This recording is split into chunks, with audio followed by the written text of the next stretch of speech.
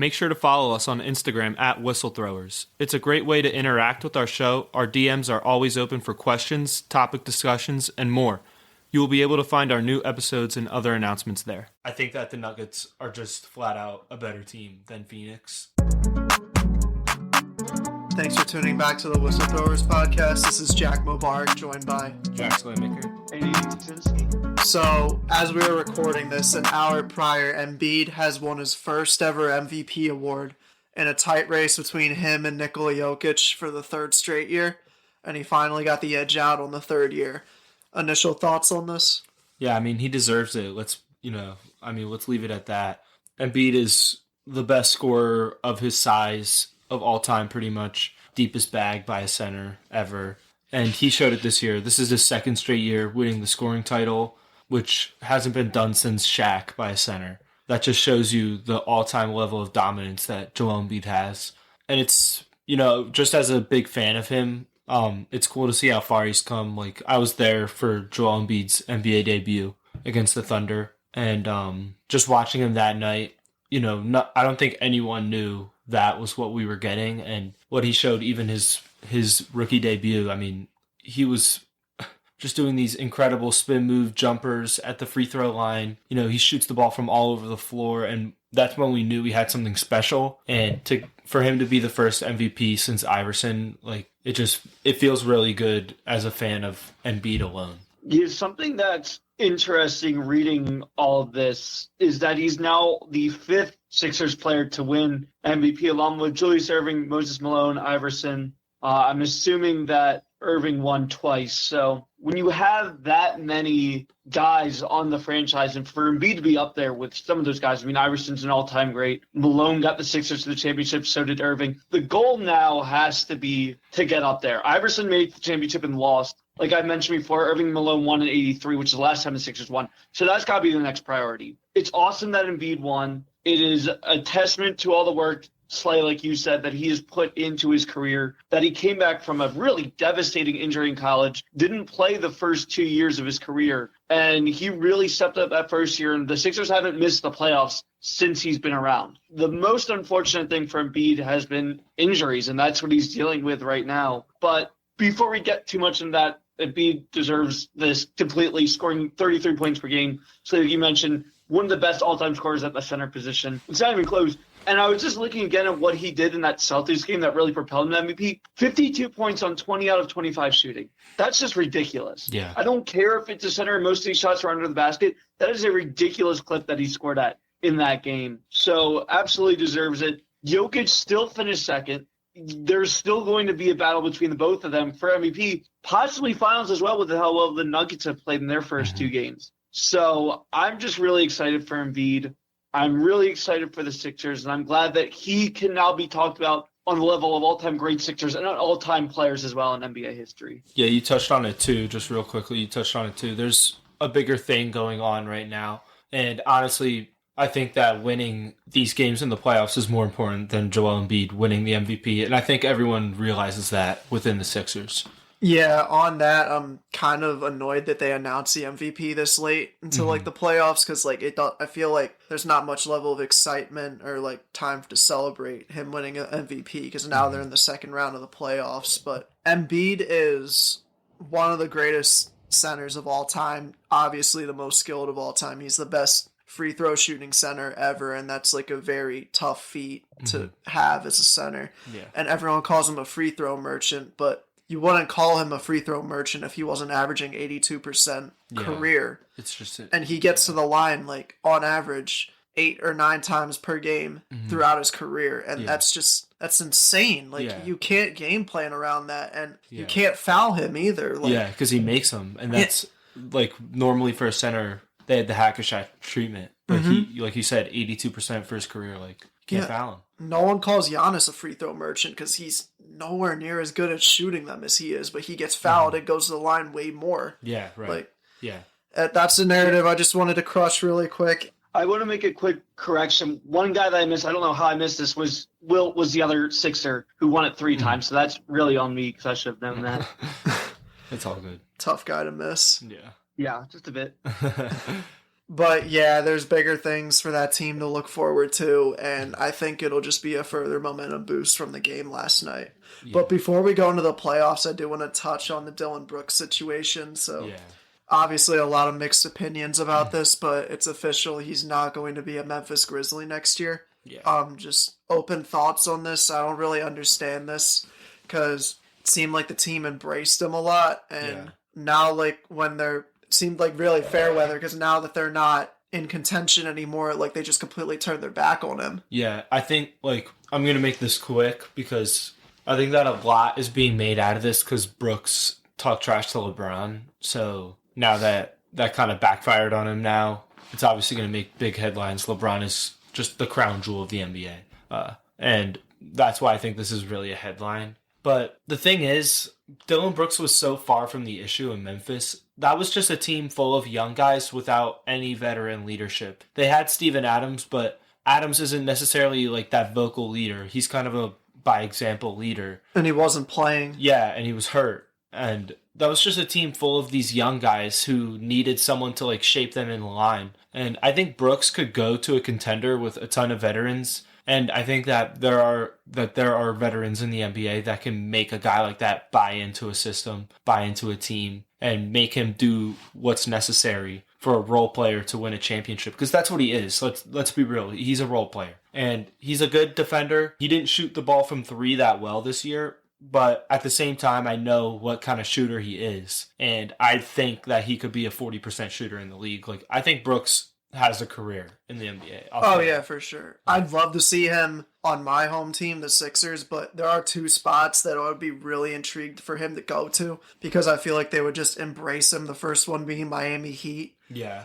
Him and Jimmy Butler would be scary together, and that's just a winning culture that is really gritty. And same way with the Knicks, like they're the toughest place. They have like the toughest play style in the league, if not the Heat. And he would just bode well with all those guys. Like they would actually embrace him and like. I know Butler and Brooks would fight too. Oh yeah, I know. But they'd bring the best out of each other. Yeah, right. It was kind of it would be like the Haslam fight. Yeah, like Butler and Haslam got into it, but they are just teammates, you know. Mm-hmm.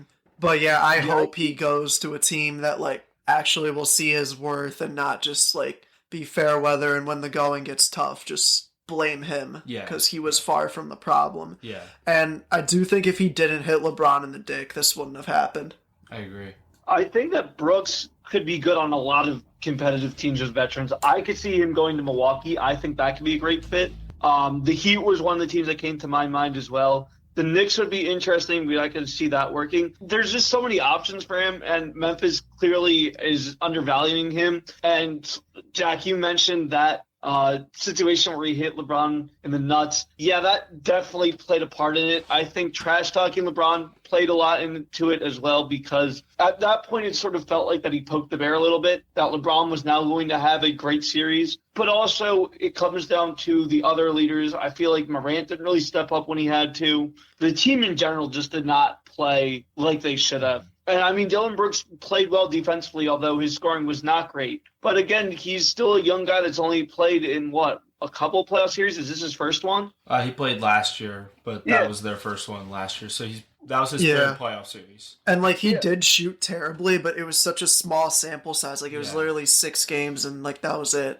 for his whole playoffs. And LeBron was covering him for most of the game. Like, so I mean, when you have the best player in NBA history on you, you're not really expected to score well. But what he could have done is brought his teammates around him, and that's what should have happened, but his teammates didn't step up in that situation. Yeah. So they just, to me, Memphis, I had such high expectations for them just this year in general, but especially going into the playoffs. And yeah, they did win 2 games against the Lakers team that I've definitely undersold, and now starting to see that this team has a real chance of making it to the finals. But at the same point, there's no reason why this shouldn't have gone to a Game 7. Mm-hmm. Mm-hmm. I think it's a really weak move for Memphis because, like, obviously, like, this isn't the first guy to, like, step up to LeBron like that. Like, Lance Stevenson did it. Like, you didn't see the Pacers just, like, completely say, under no circumstances are you coming back. Because I know Lance Stevenson didn't go as far to piss off LeBron, but he got a worse version out of LeBron than Dillon Brooks did because he didn't really take over in that No, series he didn't. like No. like he did when he was on the Heat and they were Yeah. playing the Pacers. It was Like, more just the Heat as a whole took over that series Mhm. rather than LeBron. I mean, the 2020 game was dominant in the series, and it honestly felt like the Lakers had a stranglehold on that series because of LeBron. And I know a lot of the players around him played really well, but again, it's just like it feels like everything starts and goes with LeBron on that Lakers team, which is obviously great for them. Mhm. I guess we could move into coverage of the playoffs right now. Yeah. So we're in the second round. It's easy to start with the Sixers. They took game one in the TD Garden. And I don't think anyone expected this, especially down Embiid. But Yeah, I mean, what did you... I don't want to listen. I thought that the Sixers could still do it without Embiid. You know, I knew how tough it was going to be, but I still believed that the Sixers were good enough, even without Embiid, to do it. Like, I loved the way Harris has been playing. I've been hard on him his whole career as a Sixer, but I love the way he's playing right now. He seems to be playing more of a free style of ball, which is good to see because he's a nice player when he's playing at his best. I loved the way Maxi's playing. He didn't even play that well last night. Like, we touched on that before we started recording, but Maxi wasn't all that great. He did have 26 points. He had that big steal at the end, which was, I mean, pretty much all luck, but you know, it counts as a steal and 2 points in the book, so it's a great play. And I've been a big Harden supporter on this podcast. I didn't even think he had that in him, what he did last night. That was unworldly. I haven't seen that since 2019. And Harden he's playing at a level right now where it feels like the injuries that have been bothering him for the last like 2.5 years are starting to dwindle a little bit. He was talking about the little pain in his Achilles. I mean, half of the stuff he says, I don't even know if it's true. It's like, I don't know if I'm supposed to believe him, but he said he was having pain in his Achilles. We know about the hamstring issues. And the way he played last night, it just looked way quicker. Like he had an extra gear in him. I mean, that move on Brown, the double cross and got to the rim. I mean, you can see he lost bounce, obviously, because a couple years ago he was dunking that. Yeah. But he could have if he wanted to. Like, I honestly think that was the highest he could jump. I'm Really? dead serious. I think that was the high. I think he got as high as he could get there. But it was the crossover and burst that surprised me, which it looked so fast. And if the Sixers get that out of Harden, I'm not saying 45, just that level of efficient and fluid offense, they're going to be sitting pretty for the series, even without Embiid. Mm-hmm. Because I think that the Sixers will get a little more production from Maxey and Harris even. Melton went out of his mind a little bit with those 5 threes, but I think that what Melton is going to lack a little bit, Maxey and Harris will make up for. And another thing, real quick too, love Paul Reed's minutes. I mean, absolutely love Paul Reed's minutes. They weren't great in the beginning.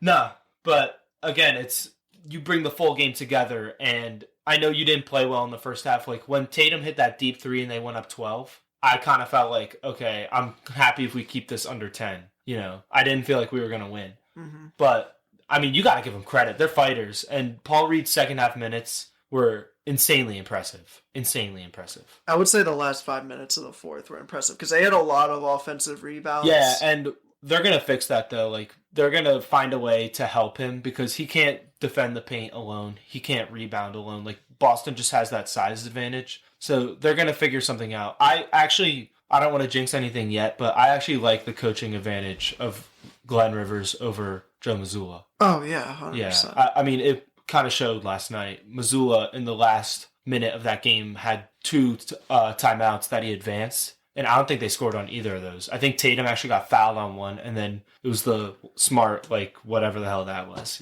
dumping turnover.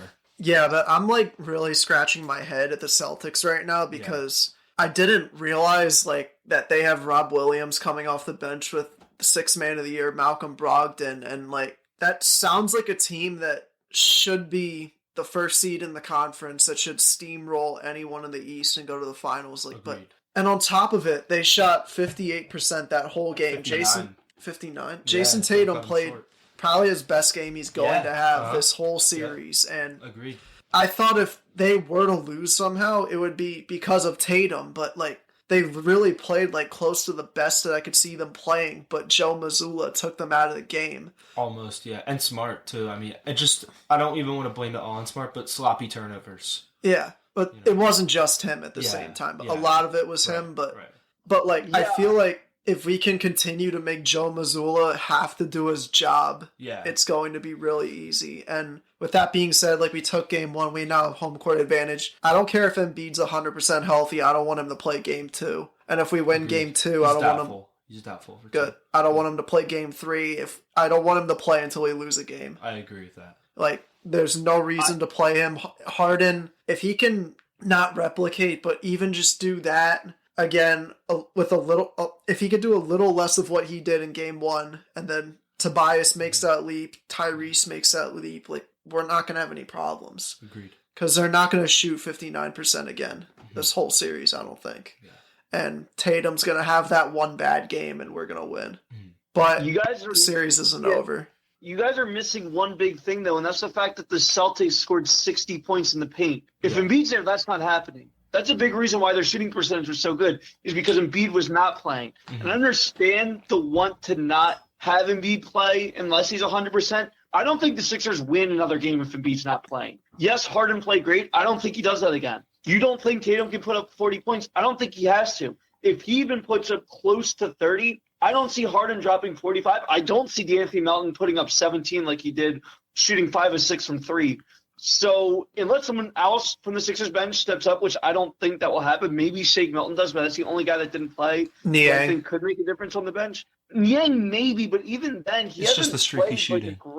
Yeah, I trust someone on the bench to just have a streaky shooting game. I liked McDaniel's fourth quarter minutes. Yeah, he did. He did have some nice plays, but I'm kind of worried about PJ Tucker because his highlight of the game was like on the bench when he started chewing out Paul Reed and made him get those 2 offensive rebounds. Like other than that, he did close to nothing. I remember he had 2 hustle plays, but that was it. And I want to see him have a game like he did against the Celtics in the regular season when he was lights out from the 3. Like, why didn't you at least attempt one shot the whole game? He didn't get his looks. Like, I think Tucker, he's not going to spray from necessarily the wing. He's more that corner 3 guy. So I just think that it was a lack of opportunity, in my opinion, with that. I mean, and you're right, though. There was just like a lack of those hustle plays, I felt like, from him. He had a couple, but I think he can play better than what he did, for sure. And again, to Aiden's point too, I'm actually not worried about the Celtics putting up 60 points in the paint. I don't think they'll do that again. And here's the thing, typically for an NBA offense, if you put up 60 points in the paint, you should be scoring in the 130s, flat out. 120s, 130s for sure. And the Sixers held them under that. And the Sixers not only held them under that, kept pace with it and beat them. That's really impressive. And I think that moving forward, the series will even out. And as it evens out, I think the Sixers still have the upper hand. Maybe. I just don't think it's worth the risk of not playing Embiid when you're already up 1-0. When the clear weakness that you had was not being able to stop them when they drove into the paint. Yeah. Because there was a couple of times, and forget who was talking about it during the halftime show, but there was a lot of opportunities where Embiid would have had blocks in the first half that could have made a huge difference, or at least it would have been body to get into the way to stop guys from driving in.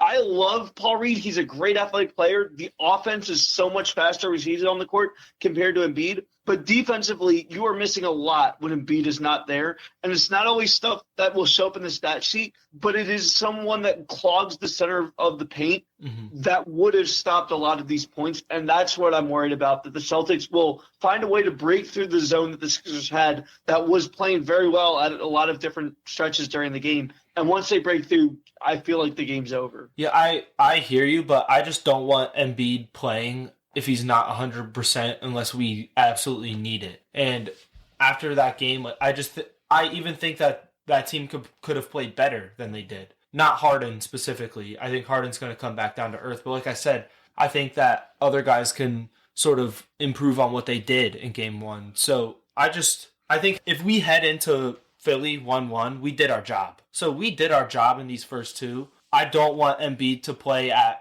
with an injury and risk injuring it more, to the point where we don't have him in this playoffs at all. So that's kind of my point. Like, we did our job. Let's see if these guys can go out and take another one. And I think that this is a group where they're going to take that task head on. And I like their chances in game 2, even without Embiid. I like their chances. Yeah, I don't think it would be the worst thing in the world. Like, even if we got blown out in game 2, and then, yeah, Embiid can suit up for the home games and then likely push it to 3-1. Like, I don't think if we lose in any sort of fashion this next game, it won't be that detrimental to our chances to go to the conference finals. Yeah. We can move on, though, to the Nuggets and the Suns series. So, Denver and all of their playoff games that they played the first 2 rounds, Nikola Jokic led in scoring twice, one of which was last night when they got the 2-0 advantage on them. And outside of Kevin Durant and Devin Booker, they look terrible. Yeah. They had 4 points on the bench last night. Durant Josh didn't even Okogie look had good 2 either. points. Yeah. Yeah, I don't like the Suns' chances in this series. We've been sort of down on the Nuggets compared to the national perspective too. But at the same time, based off what we've seen so far, I think that the Nuggets are just flat out a better team than Phoenix. I think they have a little more punch in them, a little more depth, and Phoenix just looks outclassed right now, you know? I mean, they have good players. That's the thing. Like, Phoenix has 2 of the top 3 players in this series. It's Jokic, Durant, Booker, whatever order. Durant, Booker, we know. And they still look outmatched, which is weird, because typically when you have 2 of the top 3 in a series, you like your odds. But the Suns just don't have anything really outside of those 2. And Ayton gets his points off of other people creating for him. Chris Paul just can't create anymore. And then what do you have after that? It's so it's so thin. And they had their chance last night too when Murray was struggling all night. And that was your chance, because that's when Denver's at its worst, is when Murray is struggling, because they need that production, that outside scoring from him. And they had their opportunity and they still end up blowing it. They got outscored by 13 in the fourth. Like, I don't think Phoenix has a shot. I think they might take 1 at home, but 3-1 going back to Denver for a 5th game, I don't see Phoenix winning that. Yeah, no, and I know how, like we said, next round, like when they play the Timberwolves, like next round would be their final destination, but I really do think whoever comes out of the Lakers-Warriors series will finish it for them. Yeah, I've also got a report an hour ago from Official Sports Place when our good friend Ari. Chris Paul's expected to be out with a groin injury for games 3 and 5. Yeah. So it's done. The series is over. Yeah. Unless Cameron Payne can come back after this woeful shooting that he had, where he shot 1 of 7 from field goals and 0 and 4 from downtown, there's no way that they're winning. No. Because I'm assuming Payne's going to be the one that will probably be playing at the point guard position without Paul. It's not like Paul really played that well before he got hurt last night either, or 2 nights ago. So, no, it was last night. So anyway, I just don't think that this team has anything going for them. I expect Michael Porter to shoot way better than he did. He only scored 5, and the Nuggets still won by 10. Jamal Murray also only shot 3 of 15 and 0 and 9 for 3. That's not going to happen again. Yeah. So I expect a lot of these Nuggets players to play better. And outside of Durant and Booker, like you guys said, I don't see anyone else stepping up for the Suns. So to me, this series is totally over. I think the Nuggets are going to sweep again, and they're going to have a hell of a fight with whoever wins the Warriors-Lakers series. Completely agreed. Like, I see 1 win at most for Phoenix, at most. Like, I completely agree with you. I think Denver goes in and sweeps them. What if Campaign has a resurgent season again? I still don't think so. I think Campaign could drop 40 and the Nuggets would still beat them. I just don't like the production outside. Again, this is Jamal Murray's worst game of the entire series. Yeah. And they still won because Jokic nearly put up 40 points. Yeah. So that's what this team can do, is when one guy doesn't step up, another guy will. It's very similar to what Harden did without Embiid. Jokic can carry basically an entire team and be fine. And again, Jamal Murray, I'm expecting to play way better than he did in game 2. And even then, they still had Gordon put up 16, Caldwell Pope put up 14. So they still got production from other guys, which just is not happening for the Suns. Mm-hmm. And we can talk about the Knicks Heat. So right now, it's going on right now. Jimmy Butler is not playing this game, but at the 1 minute, 8 second mark in the second, Miami is up by 1 on the Knicks. Now, I still don't think this is going to be a competitive series either. I'm surprised the Knicks made it this far, actually.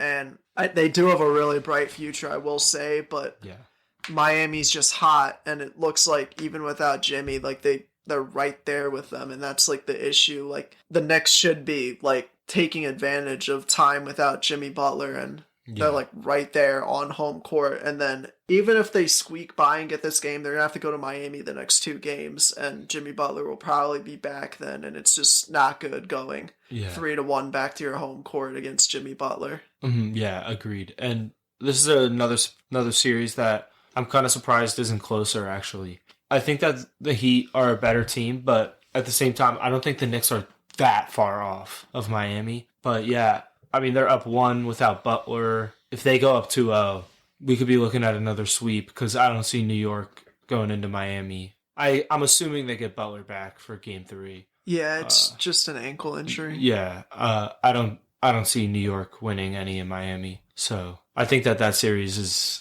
I mean, I'll let the second half play out before I say it's over, but if it's 2-0, it's over. Yeah, I'm going to be honest. I could care less how well the Knicks do.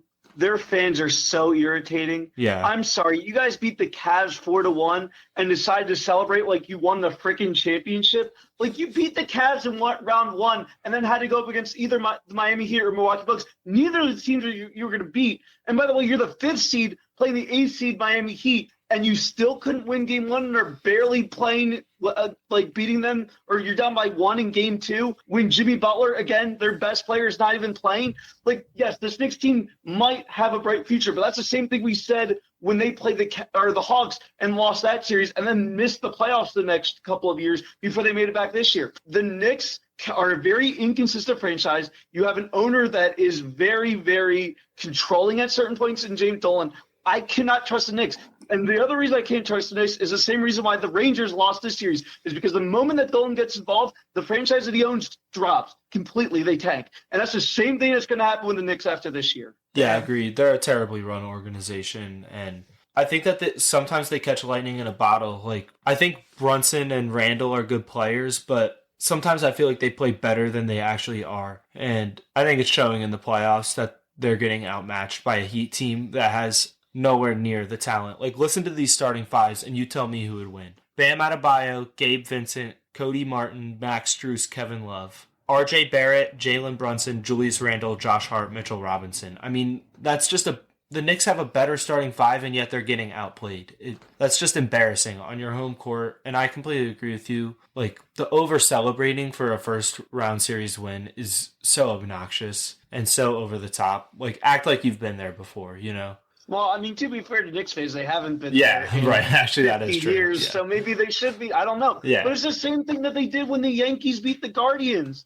and then lost to the like. You can't celebrate before you, in my opinion, if you make it to the championship, you're allowed to celebrate. Even if you don't win the championship, if you win your conference, that's a huge accomplishment. Yeah. I don't care if you've been there before or not. To me, that is a reason to celebrate. If you win the finals, obviously that's a reason to celebrate. The first round, you're jumping on like sign poles and saying that, oh, we won this series, so we're really good now. No, you're not. Yeah. This is not a team that I have expectations to go to the finals, considering that they couldn't even play well against the Sixers this year, and Embiid was missing in a few of those games. So if you run up against either the Celtics or Sixers, if you could somehow beat the Heat, which again, I'm saying there's no chance that they're doing that, there is no way you're making it to the finals. There's just no way. Yeah, agreed. And as a Sixers fan, obviously I hope the Knicks win it because they'd be a way easier matchup than Miami. But as an NBA fan, you know they have no shot. Yeah, there's absolutely no shot of that happening. Yeah. And the last series that we haven't even gotten a taste of to this point, they're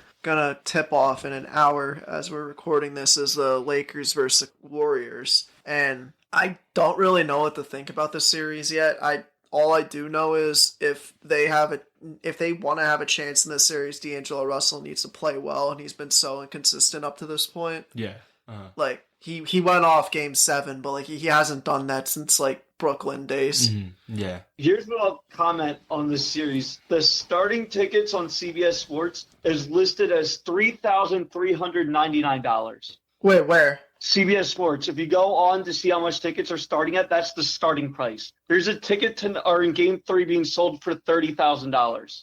That's insane. This series is going to be one of the most watched series. This is exactly what the NBA was hoping for when LeBron said that he was leaving the Cavs to go to the Lakers. It just took 4 years for the two perennial teams to verse each other in the playoffs. They're lower seeds than anyone would have thought when LeBron first went to the Lakers and the Warriors were going on their dynasty run. But this is going to be a series to watch. It'll be one that we remember. That was going to be one of the series that we remember that's not a final series. And the fans are going to be paying money for it. Obviously, you're between two very expensive cities in LA and San Francisco. So this will be a very crazy, chaotic series for the second round of the playoffs. Yeah, I don't even know like who I would pick in this series. Like honestly, I probably would edge out the Warriors just because like of time together. But I could easily see the Lakers take them in 7. I'm going to be completely honest with you. I really like how the Lakers are playing, and I think the Warriors were on their heels a little bit against the Kings, and the Lakers are kind of running full steam ahead. Just going off of momentum, I think I'm going to take the Lakers in 6 or 7. And again, before the season, I picked Sixers Warriors in the finals, which is obviously a very high possibility, but I think that the Warriors are kind of running into a bad matchup right now. Anthony Davis on Kevon Looney just seems like a mismatch to me. I don't really like anyone on the Warriors guarding LeBron. Steph Curry is a good off-ball defender, but on-ball against D'Angelo Russell, who's sort of shifty, gets a lot of pick and rolls. Steph Curry's going to be dealing with a lot of action. I don't like that for Golden State. So. I don't think you'll have a hard time with him at all, the way he's been playing. I don't know. I think that Curry isn't really great at staying on ball, and he's a smaller guy, so it's harder for him to fight through screens, which that's what Russell loves to do in the half court. I like the matchup for the Lakers a little bit. I think that the Lakers are going to take it. Again, slam with you. It's a hard pick. I'm going Warriors solely because they played a much better team in the Sacramento Kings and were still able to beat them in 7 games with the Kings having home court advantage. That is true. To me, Memphis was not a good team because they are so young. They went in way too overconfident, which, again, to me, that comes down to coaching. You got to get your players in the mindset of you are playing the best player in NBA history. You're playing a team that feels like that they were underappreciated, that sort of was in the play-in but was still able to get into the playoffs, where everyone knew that the Kings were going to be fired up. They knew that the fans were going to be fired up. They knew that these young players were in the mindset of we were going to be playing a very good team. And their coach, who's won multiple coaches of the year, got them in the right mindset to play a long competitive series. And based off of experience, based off of better coaching, the Warriors came away with it. To me, that will be a very, very good momentum shift into this game with the Lakers, where you're now playing a second competitive team. You already beat one that you knew would probably, to me, almost as good as the Lakers. They were a little bit less, especially the way the Lakers have been playing recently, but still a very good Kings team. And I feel like that's going to help them a lot in this series. Yeah, I agree with you. Golden State has the experience, definitely, too, over LA. LeBron is LeBron, but outside of him, it's really only Davis left from that finals run. So I definitely can see how the Warriors have an upper hand. This is going to be an interesting series to watch, too. Like you said earlier, Aiden, this is probably going to be one of the most watched NBA playoff series ever. Yeah. Just in terms of hype, the Warriors are a big market. Lakers are the biggest market. And you have 2 all-time legends playing against each other for the first time in the playoffs. Oh, I'm sorry. That's not true. But Lakers' version of LeBron. Not in the finals. Yeah. Which, again, I think that's the biggest thing because everyone knows that no matter who's in the finals, if it's LeBron versus the Warriors, that was going to be watched. But, again, this is what the NBA, I'm sure, was hoping for when LeBron announced he was going to LA. No doubt. Yeah. Was to have 2 very high-profile Western Conference teams playing against her. I'm sure they wish that it would have been in the semifinals, or the actual semifinals, not the conference semifinals, but they'll take whatever they can get. Yeah, right. And I think this is the premier matchup they wanted, for sure. They wanted Golden State playing LeBron on the Lakers. Yeah, this is a cash cow for the NBA. I mean, they're going to make bank off of this. And we didn't get a chance really to talk about the NFL draft because round 1 was happening when we recorded this last time. But now that all the rounds have concluded, we've seen all the trades, all the acquisitions and extensions. Who, besides the Eagles, won the draft? Yeah, I think the Eagles have been touched on so much. I don't even think we should really bring them up. So I'll focus on some other teams. I loved what the Pittsburgh Steelers did. I loved Broderick Jones in the first round. And I think that they're really looking in a direction towards the future. When you have Mike Tomlin as your coach, like, I just think that you're a well-run organization as is, just because Mike Tomlin is your head coach and has a lot of say in what goes on and stuff. So I like what the Steelers did this draft. They had a rough couple of years for sure, like, no doubt. So I like that this draft was a building block for them. And sort of differently how it's going in New England with Bill Belichick, Mike Tomlin is kind of adjusting to a new era of football, I'd say. And Bill Belichick is struggling to get that, even though they had a pretty good draft, just in terms of lack of success and lack of acquiring good talent. Yeah, they also did Joey Porter Jr. Yeah, really Porter good Jr. pick in for the second them. round. Yeah, that was a good one.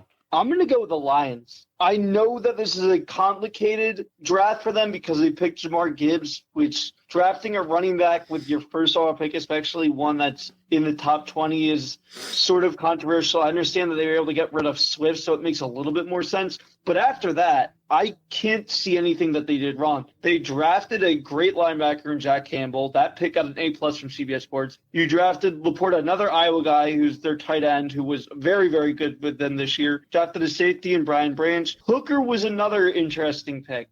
To me, Goff played well enough that he shouldn't have any pressure against him. This was a third-round pick, so it's not like the Lions are looking at replacing him immediately. I just don't know if a backup quarterback is what you needed there. But then again, after that, they got a defensive lineman, which they could use, another backup offensive lineman, and a wide receiver. Mm-hmm.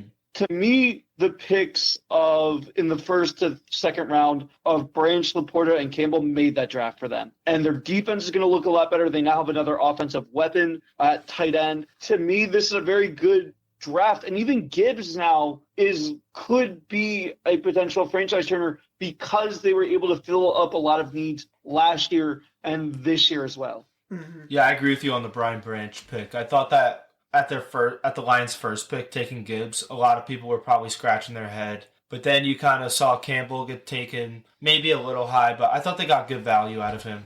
And then Branch in the second round, I think that I agree with you. I think they did a really good job. My pick for winners of the NFL draft is the Houston Texans. And I get it was really top heavy, but I saw a lot of people saying oh, stupid, trading all up to the pick right after the one you just had. But they literally got a generational player on both sides of the ball that's going to lead the offense and the defense. Mm-hmm. And they actually have two solid building block pieces. And they also got Nathaniel Dell, who's a wide receiver in a later round. So now they have someone to pair with CJ Stroud, and they got a corner piece on defense. So It was a risky move trading up that high, but I really do think it worked out for them, and I think if they could keep those two around, that they have something. Yeah, we touched on that last week too, was that the Texans, I thought, did a good job because they didn't silly around with their picks. You know, they took high talent, high caliber players at premium positions. The edge rusher is arguably the most important position on defense, and the QB is unquestionably the most important position on offense. And they got their building blocks with that. And they have Laramie Tunsil too. So Houston, it's not like they're a team that's going to send in a rookie QB to get destroyed by his O-line immediately. I think that you can kind of build something around Laramie Tunsil because you have that tackle spot solidified. Mm-hmm. And a loser that I'll pick is the Dallas Cowboys. And this is because they hadn't really gotten Dak any help, and they didn't get a receiver until the 7th round, and the chance of him being anything special is kind of low at that point. And they lost Cedric Wilson, they lost Amari Cooper, and now they just have CeeDee Lamb. And do they even have Dalton Schultz anymore? No, he went to Houston. Yeah, he's done. To me, the biggest loser was the Carolina Panthers, solely because they took the wrong quarterback. You want to elaborate on that? Because you weren't here last week. CJ Stroud is going to be considered the best quarterback in this draft. And when we look back at this one, it's going to be the same way that we look back at the 98 draft, where everyone said that there was 2 elite quarterbacks taken. And when you look back, there was only one. It was Peyton Manning. It was not Ryan Leaf. In this case, it's CJ Stroud, not Bryce Young. I'm sorry, but the Panthers made the wrong pick. The Texans, and no one has ever said this about getting the 2nd overall pick. The Texans got to steal at the 2nd overall pick. So you're going to get the quarterback that they wanted, that I think is the one that the Panthers should have gone with. Bryce Young, to me, he's got a lot of talent. To me, he's just too small. I think CJ Stroud is much more clutch than Bryce Young is. And the fact that he's able to get Ohio State into a field goal of beating Georgia, who completely ran over Texas A&M or TCU in the championship, and then we would have run over Alabama as well if they played each other in the SEC championship. That is the reason why I think that Stroud is the guy that should have been the number overall pick. This is what I've been saying from the end of the college football season to the draft, and yet the Panthers still made the wrong pick. You think it's going to be that bad where it's a bad pick?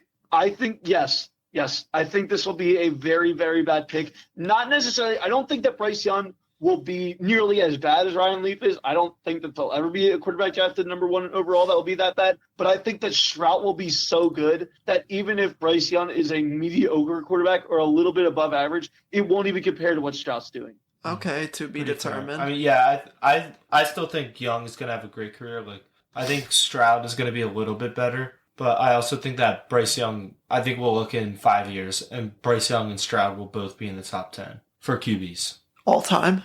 No, not all time. Like, in the moment, in 5 years. I think they'll be in the top 10 QBs. I think we covered the draft pretty well. We didn't talk about, we talked about Rodgers getting traded to the Jets, but we did not talk about Jordan Love getting a $13 million guaranteed extension with a $22 million cap, which is pretty big for a guy that only started like 2 games and played like in 2 other games. Yeah, I mean, the thing is, if the Packers did his 5th-year option, it actually would have been more expensive in terms of guaranteed money. So that's kind of why they put this on, just a 1-year kind of prove-it deal. I think it's good for Green Bay. If Love is your quarterback for the future, then you'll just give him another contract after this. That'll be worth way more. And if he's not your QB for the future, you pay him $13 million this year and you move on. So I think that the Green Bay set themselves up in a good position, kind of like what the Eagles did with Jalen Hurts in 2021, where it was, we'll see what we get out of you this year. And if you're good, we'll keep you, obviously, and extend you. But if you're not, then we can move on. So you think there's a chance Sean Clifford could... No.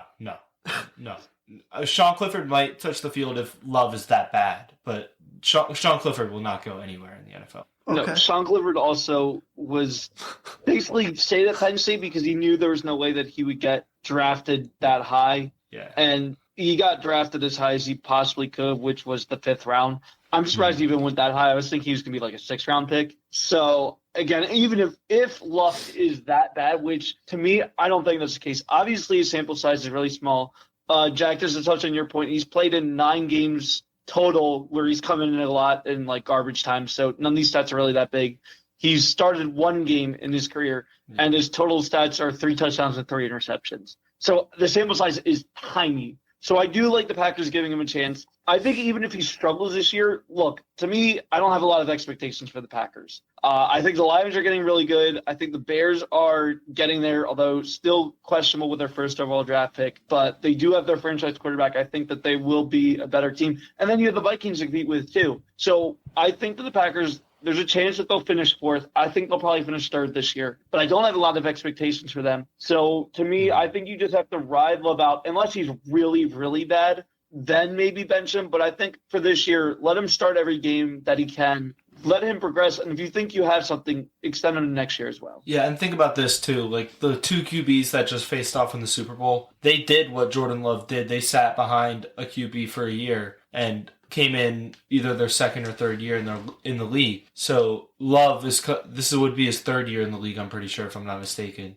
So he's kind of doing the same thing. He sat behind a Hall of Famer. Mahomes sat behind Alex Smith and then burst onto the scene in 2018. No one was expecting that. And then sort of same with Jalen Hurts. He sat behind Wentz, started those 4 games at the end of the year in garbage time. And then he came onto the scene in 2021, looked pretty good, and then had his 2022 MVP campaign. So I think that this is I think it's a safe direction for the Packers. Yeah, I don't think he's going to be as good as the last 2 quarterbacks. Agreed. I've said it a lot, but I do think he will find a home in Green Bay. Yeah, I could see it for sure. I think he has the measurements and everything. Like, he has good size. I don't know anything about him. Like, I don't know what kind of leader he is. I don't know his work ethic or anything. But I think just from what I feel with the very little information we have, like Aiden said, small sample size of games, I think that I would feel comfortable with him moving forward as a Packers fan. Yeah, and quickly we could talk a little bit about baseball. Obviously, the biggest story is Bryce Harper is going to play in his first game all season in an hour from now in LA, and I really think it's going to do wonders for the Phillies lineup. Yeah. Is he not going to be in the field right away? No, he's going to be playing DH. DH. Okay. All right. So our defense is still going to be shaky, but we're still the best hitting team in baseball, and we're getting Bryce Harper back. So things are going to get really good for that team. Yeah, right. Yeah, I don't have any concerns about the defense, really, actually, because you're putting Amundo Sosa at third base, which will probably be happening for a while till Harper comes back and maybe plays first base. So this is a very good defender. I really like Bowman at first as a short-term solution, which to me this is a short-term solution. Besides that, yeah, your outfield is not going to be great having Kyle Schwarber out there. Nick Castellanos, to me, has become a much better defender in the last couple of seasons. So defensively, I think the Phillies will be okay. I'm interested to see how quickly Harper can get going. The Phillies have been looking a lot better than the really terrible start to the beginning of the season. So there is a lot of hope for Phillies fans. I just need to see Harper's sort of – look, I'm not expecting him to be an MVP the way that he was in the National League Championship right away. That's obviously way too high of an expectation. If he can start off batting around 250, get a couple of home runs, but mostly just get on base before Castellanos comes up, to me that will improve the Phillies offense so much. It will be a huge help to them. And that's sort of where I think the Phillies need to go. The biggest concern for the Phillies has to be their starting pitching, because outside of Matt Strahm, it has been sort of atrocious. Aaron Nola is getting better. Wheeler had a decent start. Taijuan Walker has been awful. They really need Ranger back. So I think the Phillies have a lot more concerns about their offense, which is improving getting Harper back. Yeah, when I said defense, I more meant pitching. I should have clarified that. Yeah. The New York teams have been pretty shitty, though, to start off. Yeah, right. The Mets looked like they were getting off to a decent start, and now they've really come back down to earth. They lost 2-3 to the Nationals at home, scored 1 run in 2 games combined. They were losing to the Braves. And then what's happening in New York right now is pretty crazy. If you're not big on social media, you won't see this, but Yankees fans are going crazy about how underperforming their team is right now. They're calling for Boone's head. A lot of them are. It seems like mixed emotions, but it seems like the majority wants Boone gone. So as a Philadelphia fan, I love seeing New York in shambles. I love seeing both their baseball teams, fighting with each other, fighting amongst themselves. New York is a crazy place for sports, and I love watching the craziness from afar. I love when they lose. I love it. Love when New York loses. To me, the Yankees thing totally comes down to Aaron Boone's decision putting Clay Holmes when they were up 2-0 on the Guardians and ended up losing 3-2. There was 3 other options they could have put in, and he puts in Holmes. Cashman, they've been calling to be fired for the last, I want to say, at least half decade, if not the full decade, since they won in 2009. He's been the GM for 35 years, and basically since George Steinbrenner passed away, they've done absolutely nothing. So to me, the Yankees are sort of that organization that keeps a lot of their legacy guys in the front office and don't really improve in the offseason anymore. Yeah, they're spending $300 million, but it's mostly extensions for their best players, but it's not really bringing anyone else in. Volpe's been nice. Yeah. Mostly. His hitting's all right, but his stolen bases are off the charts for a guy that young. So there's some hope for them, but they're playing in a really tough division. Yeah. To me, I think the Mets have a much better chance of making the playoffs than the Yankees do, solely based on the fact that the Yankees are against 4 other really good teams in the AL East. Agreed. Yeah, the Mets are still second in the division. Yeah, yep. Right, yeah. And that's more because the Phillies started so slow. The Phillies have been playing better of recently. But again, I think everything evens out by like July, and then that's when the race really starts because your record pretty much says what you are at that point, in my opinion. Mm-hmm. That'll do it for this week. We upload every Saturday at noon now. I switched the time. I feel like it's better for all of us. So, yeah, look out for next Saturday at noon, and we'll see you then.